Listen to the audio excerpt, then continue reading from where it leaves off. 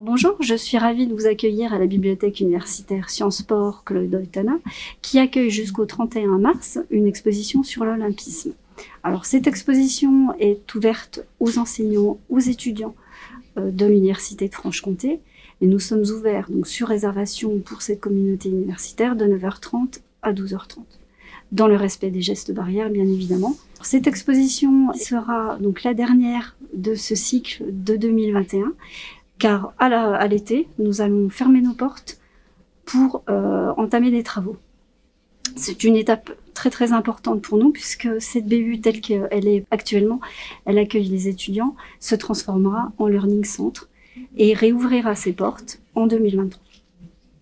Aujourd'hui, la bibliothèque universitaire Sciences Sport accueille l'exposition les affiches des Jeux Olympiques de 1896 jusqu'à nos jours.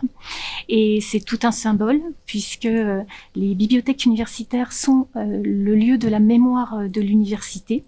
C'est là où sont conservés les documents patrimoniaux, le patrimoine écrit de notre université qui fête bientôt ses 600 ans d'existence. C'est également tout un symbole que cette exposition ait lieu dans les murs de la bibliothèque universitaire aujourd'hui, étant donné le contexte de la pandémie et de la crise sanitaire. En effet, nos bibliothèques sont restées ouvertes, n'ont jamais fermé leurs portes malgré le contexte depuis septembre 2020. Et elles continuent à accueillir la communauté universitaire, les étudiants, les enseignants qui peuvent donc venir admirer cette belle exposition conçue en partenariat avec le Centre d'études et de recherche olympique universitaire que nous sommes donc très fiers d'accueillir aujourd'hui.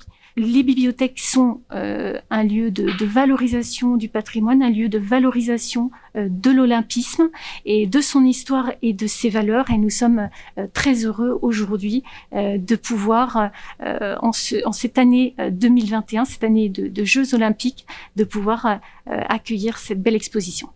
Depuis une dizaine d'années, l'Université de Franche-Comté travaille en son sein sur l'olympisme, sur le mouvement olympique et sur les Jeux olympiques. Cette année, durant la 5e semaine olympique et paralympique, qui se tient du 1er au 5 février, l'Université de Franche-Comté a décidé d'organiser une exposition d'ampleur sur les affiches olympiques depuis 1896 à nos jours. Ces affiches olympiques portent sur deux thèmes, le thème des Olympiades et le thème des Jeux olympiques d'hiver.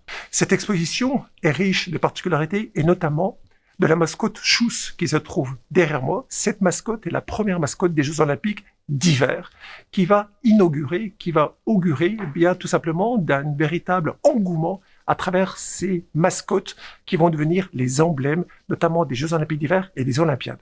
Cette exposition d'envergure est aussi consacrée aux futurs Jeux olympiques qui vont se dérouler à Tokyo en 2020 grâce notamment aux affiches exposées de Tokyo sur les Jeux olympiques, mais également paralympiques, et également les mascottes présentes aujourd'hui au sein de l'Université de Franche-Comté, au sein de la bibliothèque Oitana Sciences et Sport.